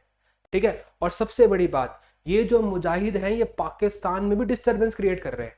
हमारे जो एस जयशंकर है, ठीक है, उनकी एक बहुत पॉपुलर स्टेटमेंट है पाकिस्तान के लिए कि आप ना कभी भी you can not harbour snakes in your backyard, ठीक है, and expect not to bite you. ठीक है, कि आप अपने जो बैकयार्ड है वहां पे आप सांपों को नहीं पाल सकते और फिर आप एक्सपेक्ट करो कि हमें काटेंगे भी नहीं। तो अफगानिस्तान में, जो कि पाकिस्तान का बैकयार्ड है, पाकिस्तान ने बहुत सारे टेररिस्ट यानी कि स्नेक्स को पाला है। ठीक है, अब क्योंकि उनको पाला हुआ, उनको लड़ना आता है, उनके ग्रुप्स बने हुए हैं। ठीक है, तो वो कोई ना कोई एजेंडा लेकर कभी पाकिस्तान में घुसते हैं, कभी पाकिस्तान में टेररिस्ट अटैक करते हैं। ये बहुत सारी हरकतें यहाँ पे कर रहा है। ठीक है, तो याद रखना। और तालिबान की जो सपोर्ट थी, पाकिस्तान ने बहुत ज़्यादा तालिबान की सपोर्ट करी थी। ठीक है, जब लड़ाई हुई थी स्टार्टिंग में, तो बड़ा खुश हुआ था पाकिस्तान की, हाँ हमारे इस्लामिक आइडियोलॉजी वाले ये लोग यहाँ पे आ गए हैं। लेकिन ये जो तालिबान है, इसकी आइडियोलॉजी ना बहुत ज़्यादा अच्छी नहीं है। पाकिस्तान फिर भी थोड़ा सा लिबरल है। ठीक है, लोग शायद ना हो, लेकिन उनकी सरकार थोड़ी हद तक लिबरल है, क्योंकि अगर आप अमेरिका से बातचीत कर रहे हो तो आप बहुत ज़्यादा कंजर्वेटिव नहीं हो सकते। ठीक है, लोग उनके होंगे लेकिन सरकारें नहीं है। तो जब तालिबान वापस पावर में आया अफगानिस्तान में, तो पाकिस्तानियों ने बहुत ज़्यादा सेलिब्रेट किया। ठीक है, कि ऐसा कुछ होना चाहिए। अब होता क्या है कि तालिबान का ही एक कज़न भाई है पाकिस्तान में, उसका नाम है तहरीक तालिबान पाकिस्तान, तो टीटीपी। अब टीटीपी क्या है? टीटीपी एक ग्रुप है जो अफगान तालिबान की आइडियोलॉजी को रखता है, लेकिन वो चाहता है कि हम पाकिस्तान में वो कानून लेकर आ जाएं, मतलब जो भी पाकिस्तान की गवर्नमेंट है ना, उस गवर्नमेंट को हम यहाँ से रिप्लेस कर दें। ठीक है, उनकी फौज, उनकी पुलिस, सब कुछ हट जाए। जिस तरीके से अफगानिस्तान में कब्जा है तालिबान का, अफगान तालिबान का, वैसे ही पाकिस्तान में कब्जा हो जाए तहरीक तालिबान पाकिस्तान का। तो उन्होंने इस मिशन को अचीव करने के लिए 630 अटैक करे हैं पिछले 5 सालों में। तो आप देख सकते हैं कि पाकिस्तान कैसे आग से खेल रहा था जब वो तालिबान को सपोर्ट कर रहा था इन अफगानिस्तान। ठीक है, तो दीज काइंड ऑफ थिंग्स जो है पाकिस्तान ने खुद ये सांप पाले हैं, और अब खुद पाकिस्तान के ऊपर जो है वो अटैक्स हो रहे हैं। अब याद रखना, पाकिस्तान कहता है कि जो तहरीक तालिबान पाकिस्तान है ये अफगानिस्तान से कमांड होता है। ठीक है, और जो अफगान तालिबान है कहता है हम कोई एक्शन नहीं लेंगे, इस ग्रुप से हमारा कोई लेना देना नहीं है। तो याद रखना, एक तो ये स्ट्रेटेजिक डेप्थ के चक्कर में पाकिस्तान और अफगानिस्तान के रिलेशंस खराब हुए हैं। दूसरा, तहरीक तालिबान जो पाकिस्तान में बहुत ज़्यादा डिस्टर्बेंस क्रिएट कर रहा है, उस ग्रुप का कमांडर हम मानते हैं अफगान तालिबान को, हम नहीं पाकिस्तानी मानते हैं, अफगान तालिबान को। और अफगान तालिबान इस पर कोई भी एक्शन नहीं लेना चाहता। इसीलिए कुछ समय पहले, अभी एक दो हफ्ते पहले ही पाकिस्तान ने काबुल में एयर स्ट्राइक करी थी। ठीक है, तो पाकिस्तान ने क्या किया था, काबुल में एयर स्ट्राइक करी थी इनके हेडक्वार्टर को टारगेट करते हुए। लेकिन जो आदमी तहरीक तालिबान को लीड करता है, ठीक है, मैं हमेशा उसका नाम भूल जाता हूँ, मसूद समथिंग कुछ नाम है उसका। तो जब काबुल पे अटैक हुआ तो उसने एक प्रॉपर वीडियो पोस्ट करी, क्या तुम मेरे पे अटैक करो, मैं तो पाकिस्तान में बैठा हुआ हूँ, तुम वहाँ क्यों अटैक कर रहे हो। तो इस चीज़ ने तालिबान की जो गवर्नमेंट है अफगानिस्तान में, उसको बहुत ज़्यादा हर्ट किया कि तूने हमारे ऊपर अटैक किया कैसे। तो इस समय के ऊपर एक वॉर चल रही है constantly between Afghanistan and Pakistan. यानी ये वॉर शुरू कैसे हुई थी, पाकिस्तान फौज का एक्शन था टीटीपी के ऊपर, उस एक्शन को लेते लेते ये कहाँ घुस गए, अफगानिस्तान की टेरिटरी में। अब आपको पता है पाकिस्तान कितना बहादुर है। ठीक है, जब लड़ना था इंडिया से तो उनका एक फाइटर क्रॉस करके नहीं आया बॉर्डर में, क्योंकि उनको पता ना यहाँ पे एयर डिफेंस भी है, यहाँ पे फाइटर्स भी हैं। अब अफगानिस्तान के अपनी एयरफोर्स नहीं है, अगर है भी है तो बहुत ज़्यादा इनिशियल स्टेज के ऊपर है। तो आपको पता है कि ऑब्वियसली वो कुछ कर नहीं सकता, ना ही उनके पास एयर डिफेंस के सिस्टम्स है। तो बड़ा बहादुर पाकिस्तान गया और बॉम्बिंग करके वहाँ पे आ गया। तो ये जो इस तरह की चीज़ें हैं, ये एक थिन लाइन बन जाती हैं between Afghanistan and Pakistan relation, और ये बहुत ही बड़ी दिक्कतें हैं। और जो अगला इशू है अफगानिस्तान और पाकिस्तान के बीच में, वो है बॉर्डर को लेकर, जो आपको मैं ऑलरेडी बता चुका हूँ कि ये जो आपका तालिबान है या कोई भी गवर्नमेंट यहाँ पे रही है, ठीक है, वो कभी भी एक तरीके से इस बॉर्डर को सपोर्ट नहीं करती है। अब आप देख सकते हैं ये जो इनकी दिक्कतें थी, इन दिक्कतों को चलते जो अफगान तालिबान जो है उसको इंडिया के थ्रू क्लोजर आ गया, ठीक है। तो this conflict pushed the Afghan Taliban closer to India. अब कुछ समय पहले जो अफगान फॉरेन मिनिस्टर थे आमिर खान मुताकी, वो भारत में आते हैं और वो कहते हैं, ओपनली कहते हैं कि पाकिस्तान क्या है, पाकिस्तान है एक अनहैप्पी नेबर, ठीक है, ठीक है। पाकिस्तान क्या है, पाकिस्तान है एक अनहैप्पी नेबर, और ये अनहैप्पी नेबर जो है कोई खुद खुश नहीं है तो दूसरों को भी खुश नहीं रहने देगा। और इस स्ट्रेटेजी में इंडिया ने ज़्यादा एंगेजमेंट करना शुरू कर दिया अफगानिस्तान के साथ, क्योंकि हम चाहते हैं स्ट्रेटेजिक एनसर्कलमेंट ऑफ अफगानिस्तान। अगर आप ये वाला मैप जो मैंने स्टार्टिंग में आपको दिखाया था यहाँ पे, अगर आप इस मैप को देखेंगे तो आप देखो ये रहा पूरा का पूरा अफगानिस्तान, और यहाँ से आ गया इंडिया, और अरेबियन सी में थोड़ा सा अगर नीचे का मैप दिखाऊं ना तो सूरत है, यहाँ पे नीचे मुंबई है, ठीक है। यहाँ पे हमारी पूरी की पूरी नेवी स्टेशन है। तो हम स्ट्रेटेजिकली पाकिस्तान को घेरा बना रहे हैं इसके साथ, 3 तरफ से घिरा हुआ, एक तरफ से पानी है जहाँ पे हमारी नेवी काफ़ी ज़्यादा एफिशिएंट है, हम रगड़ देंगे पाकिस्तान को अगर कुछ भी करता है तो, ठीक है। अब इंडिया समझ गया कि हमारे बीच में कुछ चीज़ें हैं जो नॉन कॉम्प्रोमाइजेबल है, हमें आपस में रिलेशन बिल्ड करने हम कुछ खास बातचीत नहीं करते हैं यहाँ पे। तो इंडिया और तालिबान एक रियल पॉलिटिक अप्रोच लेकर आगे बढ़ रहे हैं। अब सबसे इंटरेस्टिंग चीज़ है कि India was initially against Taliban, कि हाँ यार एक डेमोक्रेटिक गवर्नमेंट होनी चाहिए, बढ़िया है, तो इंडिया ने सब कुछ किया वहाँ पे जाके। लेकिन अब जब तालिबान आ चुका है तो हम तालिबान के साथ एंगेज कर रहे हैं, वरना हम बड़े इंटरेस्टिंग तरीके से एंगेज कर रहे हैं। तालिबान की जो गवर्नमेंट है उसको हम रिकॉग्नाइज नहीं करते। आपको मैं स्टार्टिंग में बताया था वीडियो के कि we do not recognise Taliban government, but we are negotiating and engaging with them. अब हम तालिबान को रिकॉग्नाइज इसलिए नहीं करना चाहते कि बाकी कंट्रीज ये ना सोचें जो इंडिया के एलाइज हैं कि यार इंडिया तो एट्रोसिटी को प्रमोट कर रहा है, ठीक है। लेकिन साथ में हम उन पावरफुल कंट्रीज को ये भी सिग्नल दे रहे हैं जो हमें तंग करना चाहती हैं कि बेटा अगर बात या पानी सर के ऊपर गया तो हम जरा पीछे हटेंगे नहीं, हम एंगेज करेंगे उनके साथ। तालिबान एक नई गवर्नमेंट है, उसको इंफ्रास्ट्रक्चर की सपोर्ट चाहिए, उसको पैसे की सपोर्ट चाहिए, ठीक है। बहुत सारी दिक्कतें आती हैं, ड्रॉट्स आते हैं, वहाँ पे पानी की दिक्कत है, तो इन सब दिक्कतों को भारत सॉल्व कर रहा है। अब तालिबान के लिए, तालिबान की गवर्नमेंट को हम रन करने में हेल्प कर रहे हैं, और बदले में वो हमें प्रॉमिस कर रहे हैं कि अफगानिस्तान की ज़मीन में जैसे कुछ ग्रुप्स हैं, लश्कर तैयबा है ना, ये सब जो ग्रुप्स हैं, हिजबुल मुजाहिदीन एंड ऑल, हिजबुल तो चलो कश्मीर का अपना है, बट दे आर मल्टीपल, लश्कर तैयबा हो गया और कौन सा हो गया, एक मिनट यार नाम भी लिखा होगा यहाँ पे, शायद 2 ग्रुप हैं बड़े इंपॉर्टेंट, जैश ए मोहम्मद, ठीक है। तो जैश ए मोहम्मद और जो लश्कर तैयबा जैसे ग्रुप्स हैं, ये अफगानिस्तान की ज़मीन का इस्तेमाल नहीं कर पाएंगे भारत के खिलाफ, ये प्रॉमिस है, ठीक है। तो इंडिया उनसे सिक्योरिटी मांग रहा है कि आप हमें सिक्योरिटी इंश्योर करो और आपकी गवर्नमेंट को रन करने में हम आपकी हेल्प करेंगे। तो याद रखना कि इंडिया की बहुत ही तगड़ी रियल पॉलिटिक डिप्लोमेसी है यहाँ पे।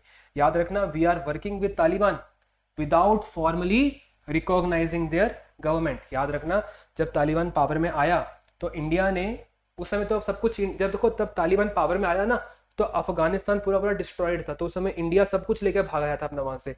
हर एक कंट्री में दूसरी कंट्री के बंदे होते हैं जिसको हम डिप्लोमेट्स कहते हैं, तो इंडिया के जितने भी डिप्लोमेट्स वहाँ पे थे सबको हम इवैक्यूएट करके हम ले आए थे वापस, माफ करना गलत वर्ड था वो, ठीक है। हम उसको इवैक्यूएट करके ले आए थे, और जो भी हमने उनको इवैक्यूएट किया था तो सब कुछ हम था ही नहीं कुछ अफगानिस्तान में।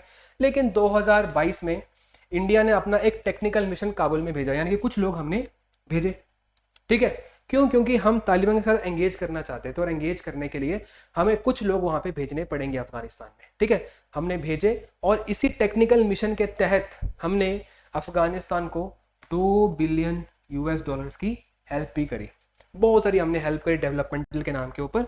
तो इस टेक्निकल मिशन के थ्रू, अब टेक्निकल मिशन में क्या होता है कि हम उनकी हेल्प करना चाहते हैं तो हमारे कुछ बंदे वहां पे जाएंगे, ठीक है।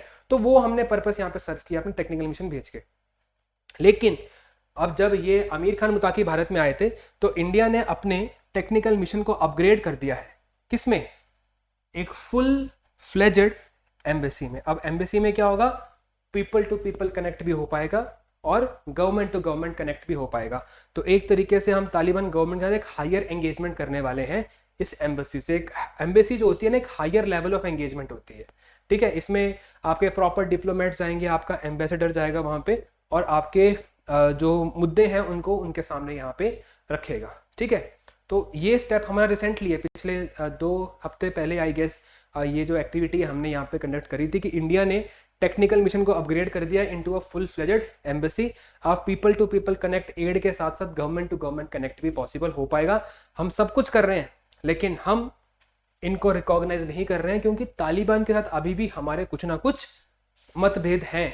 वो मतभेद इस चीज़ को लेकर है कि तालिबान किस प्रकार से अपनी कंट्री को रन करेगा, वो किस तरह से अपने आप को डेवलप करना चाहता है, और क्या क्या वीमेन के राइट्स वहाँ पे होने वाले हैं, किस तरीके से वो एजुकेशन को लेकर रिफॉर्म्स लेंगे। तो हमारे कुछ ना कुछ चैलेंजेस हैं, तो इसलिए हम उनको फुल रिकॉग्निशन नहीं दे रहे हैं, लेकिन हम फंडामेंटली एंगेज कर रहे हैं तालिबान की हेल्प करके। हमारे पास है पैसा, हम दुनिया की, है ना, 4th लार्जेस्ट इकॉनमी हम कर सकते हैं, हम कर रहे हैं यहाँ पे।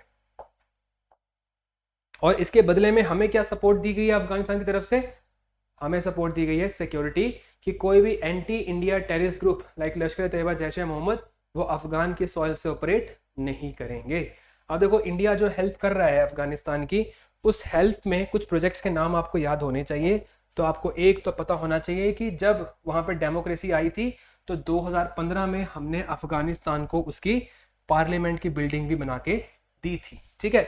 तो India was giving a symbol of democracy and constitutionalism to Afghanistan. दूसरा था, हमने एक सलमा डैम बना के दिया, जिसको अफगान इंडिया फ्रेंडशिप डैम भी कहते हैं। वहाँ पे नदियाँ तो हैं, ठीक है, लेकिन नदियों को जब तक आप कंट्रोल नहीं करोगे, आप उनको टेम नहीं करोगे, ना आप बिजली बना सकते हो, ना आप लोगों तक पानी पहुंचा सकते हो। तो इंडिया ने सलमा डैम बना के दिया। इसके अलावा जरांज और दिलाराम हाईवे, अब याद रखना, जो जरांज और दिलाराम हाईवे है, ये एक्चुअल में जो हाईवे है ये है आपका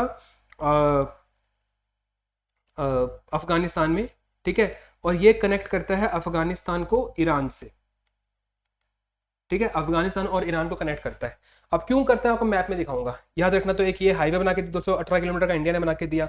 इसके अलावा हजीगाक आयरन ओर में हमने इन्वेस्टमेंट करी है, ठीक है। इसके अलावा पुले खुमरी टू काबुल पावर लाइन, बिजली के ग्रिड बना के दिया हमने। तो ये कुछ प्रोजेक्ट है जो इंडिया ने बना के दिए हैं अफगानिस्तान को। ये हमारी इनको डेवलपमेंटल सपोर्ट है, हम इनसे पैसे नहीं ले रहे हैं, हम इनकी हेल्प कर रहे हैं, ठीक है। अब आपको मैं बताता हूँ, यहाँ पे ये देखो, जो आपको मैं जरांज वाला बता रहा था ना, अब देखो याद रखना कि इंडिया का यहाँ पे एक पोर्ट है। ये कंट्री जो है ईरान है, ईरान में इंडिया का एक पोर्ट है। इस पोर्ट का नाम क्या है? इस पोर्ट का नाम है चाबहार, ठीक है। अब अफगानिस्तान एक लैंडलॉक्ड कंट्री है, अगर आप देखें तो अफगानिस्तान जो है वो समुद्र तक नहीं पहुंच पा रही है। तो ईरान अगर अफगानिस्तान को भी ग्रो करना है तो उसको भी व्यापार करने के लिए समुद्र के एक्सेस चाहिए। तो पाकिस्तान से होते हुए हम नहीं चाहते कि अफगानिस्तान आए, क्योंकि पाकिस्तान के साथ इनके रिलेशन हम बिल्ड नहीं करना चाहते। तो इंडिया का एक पोर्ट है ईरान, उसका नाम क्या है? चाबहार। तो हमने क्या किया, हमने ईरान वाली गवर्नमेंट को कहा कि हम फंडिंग देंगे, लेकिन तुम चाबहार से लेकर जरांज, अब जरांज कहाँ पे? आप जरांज याद रखना, आप जरांज कहाँ पे है आपका? जरांज is actually at the border between Afghanistan and Iran. तो हम कह रहे हैं कि चाबहार से लेकर जरांज तक आप क्या करें? एक रोड बनाएं, और आगे जरान से लेकर दिलाराम तक का 218 किलोमीटर का बॉर्डर हम बना देंगे। इससे क्या होगा? इससे अफगानिस्तान और ईरान आपस में हो गए कनेक्ट, और इसी से ईरान के थ्रू अफगानिस्तान को क्या मिल गया? आपका चाबहार मिल गया। और इंडिया को भी अगर कभी सपोर्ट देनी थी अफगानिस्तान को, तो हम ऐसे जाते थे पाकिस्तान से होते हुए। अब इंडिया डायरेक्टली यहाँ से जाएगा चाबहार में, और ये रोड फॉलो करते करते हम पाकिस्तान से इंडिपेंडेंट होकर हम बिना पाकिस्तान की इन्वॉल्वमेंट के क्या कर सकते हैं? हम अपनी एड और सपोर्ट अफगानिस्तान को पहुंचा सकते हैं, ठीक है। तो ये बहुत बड़ा फायदा हुआ, इसका फायदा अफगानिस्तान को भी हुआ, इसका फायदा इंडिया को भी हुआ, ठीक है। तो हमने ईरान की हेल्प से ये सारे काम किए हैं यहाँ पे। अब देखिए कितना व्यापार है इंडिया और अफगानिस्तान के बीच में। तो पुराने डेटा है, आपको ये याद रखने की जरूरत नहीं है। जब तक वहाँ पे डेमोक्रेटिक गवर्नमेंट हुआ करती थी, हम एक साल में करीब 800 मिलियन डॉलर का व्यापार कर लिया करते थे। अगर हम देखें इंडिया उनको क्या एक्सपोर्ट करता है, देखो ये फिगर्स याद करने की जरूरत नहीं है। इंडिया अपने मेजर एक्सपोर्ट्स में टेक्सटाइल्स और फार्मास्यूटिकल्स यानी कपड़े और दवाइयाँ बेचता है, ठीक है। और अफगानिस्तान हमें क्या बेचता है? एडिबल फ्रूट्स एंड नट्स, जो ड्राई फ्रूट्स होते हैं वो हमें बेचता है। इतना याद रखना है कि हमारे ट्रेड रिलेशंस बहुत ज़्यादा बड़े हुए नहीं है। हम अगर उनको कुछ अगर देते भी हैं तो हम सपोर्ट या एड देते हैं, और एड के बदले पैसे नहीं लिए जाते हैं। तो ये एक फैक्टर है। और दूसरा, हम कनेक्टिविटी को इंश्योर करने के लिए कुछ अफगानिस्तान की इंपॉर्टेंस को समझते हैं। Afghanistan is very very important for India, ठीक है। Whenever we need to connect to the Central Asia, तो जो भी तजिकिस्तान, किर्गिस्तान, ये सब चीज़ें हैं, कंट्रीज़ हैं, इनके साथ कनेक्ट करने के लिए अफगानिस्तान एक इंपॉर्टेंट कंट्री है। तो इसीलिए हम चाहते हैं कि पाकिस्तान के ऊपर हमारी जो डिपेंडेंसी है कनेक्टिविटी के लिए वो खत्म हो जाए, पूरी खत्म हो जाए। अगर दुश्मन है तो दुश्मन है, पूरा दुश्मन है, फ़ायदे के लिए भी इस्तेमाल नहीं करेंगे हम उसका, ठीक है। ऐसे दुश्मन बनाना है उसको हमने। तो पाकिस्तान को एलिमिनेट करने के लिए और अफगानिस्तान और सेंट्रल एशिया से कनेक्ट होने के लिए हमने कुछ स्टेप्स लिए हैं ताकि हम रीजनल कनेक्टिविटी बना सके। तो जैसा आपको मैंने बताया ना, एक चाबार का पोर्ट बनाया हमने ईरान में, ठीक है। फिर एक जरान जो दिलाराम हाईवे, ये आपको मैंने बता ही दिया, जरान दिलाराम हाईवे, ठीक है। तो ये क्या करेगा, लैंड ट्रेड को सपोर्ट करेगा वाया ईरान टू पाकिस्तान, ठीक है, इंस्टेड ऑफ ओवरलैंड पाकिस्तान। तो हम डायरेक्टली व्यापार कर पाएंगे, ठीक है, पाकिस्तान को स्किप करके। तो इसके लिए जरान जो दिलाराम का हाईवे है। इसके अलावा एक तापी पाइपलाइन भी है। मैं कमेंट्स में आपसे जानना चाहूँगा कि जो तापी पाइपलाइन है, तापी पाइपलाइन 4 कंट्रीज़ के नाम से बनी हुई है। एक है आपका अफगानिस्तान, पाकिस्तान, इंडिया। तो टी से कौन सी कंट्री है, याद रखना, ये 3 नाम की कंट्री है, इसके पास बहुत सारी नेचुरल गैस है। तो हम चाहते थे कि ये जो आपकी नेचुरल गैस है ये भारत पहुँचे, ठीक है, एक पाइपलाइन के थ्रू। क्योंकि जब भी हमें गैस या लिक्विड ट्रांसपोर्ट करना होता है तो पाइपलाइन सबसे बढ़िया मोड ऑफ ट्रांसपोर्टेशन एक तरीके से। तो हम तापी नाम की पाइपलाइन बनाने की कोशिश कर रहे थे, लेकिन ये जो आपका नोटोरियस देश है ना, पाकिस्तान, इसके होते हुए नहीं हो सकता। तो हम ये जरूर बात कर सकते हैं, आप सिर्फ बात करने के लिए अपने लेक्चर के अंदर, कि जो इंडिया की एम्बिशन है एनर्जी सिक्योरिटी की, कि इंडिया को एनर्जी चाहिए और वो सिक्योरिटी हो सकती है पाइपलाइन से। तो तापी प्रोजेक्ट्स के लिए भी अफगानिस्तान बहुत ज़्यादा ज़रूरी है। हमें असली में पता है कि जब तक पाकिस्तान इस प्रोजेक्ट का पार्ट रहेगा या जब तक हम कोई ऑल्टरनेटिव रूट नहीं ढूंढेंगे, ये प्रोजेक्ट कभी बन नहीं पाएगा। लेकिन बात तो कर सकते हैं। तो हम ये ज़रूर बता सकते हैं कि तापी में जो आपका ए है वो अफगानिस्तान है। तो उस तापी पाइपलाइन में इंडिया जो है एनर्जी सिक्योरिटी चाहता है, उसमें एक बहुत अहम हिस्सा अफगानिस्तान भी है, ठीक है। तो इस तरीके से हम यहाँ पे बात कर सकते हैं, कंक्लूड कर सकते हैं जो भी हमने यहाँ पे सीखा है, ठीक है। तो students, it was a quite detailed one, और आई होप कि आपको इंटरेस्टिंग लगा होगा ये। मेरे को तो ऐसे टॉपिक्स बहुत ज़्यादा मज़ा आता है पढ़ने में, पढ़ाने में, डिस्कस करने में। अगर आपको भी मज़ा आता है तो ज़रूर कमेंट्स में आप बताइए, ठीक है। And you can give suggestion on further topics as well. मेरे माइंड में कुछ टॉपिक्स आएंगे, लेकिन अगर हाँ कोई एक कंसेंसस बनता है अपने एंड, आपके एंड के ऊपर कि हाँ इस टॉपिक पे वीडियो बनानी है, तो ऑब्वियसली नेक्स्ट वीडियो आपकी फ्राइडे को आनी है, तो हम किसी भी टॉपिक पे बना सकते हैं, हम उस पर रिसर्च कर सकते हैं, प्रॉपर टॉपिक हम यहाँ पे कवर कर सकते हैं, ठीक है। तो students, this is what I wanted to discuss with you in today's class. और कोई दिक्कत, कोई परेशानी है तो आप मुझे ज़रूर बता सकते हैं। बाकी आपको मैं क्लास के बिगनिंग में बता चुका हूँ कि किस तरीके से मैं आपको नोट्स वगैरह ऑफर करने की कोशिश करूँगा। पहले गूगल ड्राइव के लिंक के थ्रू नोट्स शेयर करूँगा, बाद में एक वेब पेज बन जाएगा जो कि पिन कमेंट में होगा, डायरेक्टली आप वहाँ से नोट्स को एक्सेस कर सकते हैं। एक सिस्टमेटिक तौर के ऊपर आपके जो लेक्चर्स हैं वो ऑर्गेनाइज्ड वहाँ पे रहेंगे, ठीक है, डाउनलोडेबल पीडीएफ्स होंगी। चलो ठीक है, तो thank you so much and जय हिंद। अब मिलते हैं अगली वीडियो में। कमेंट्स में बताना किस चीज़ के ऊपर आपको वीडियो चाहिए। Thank you.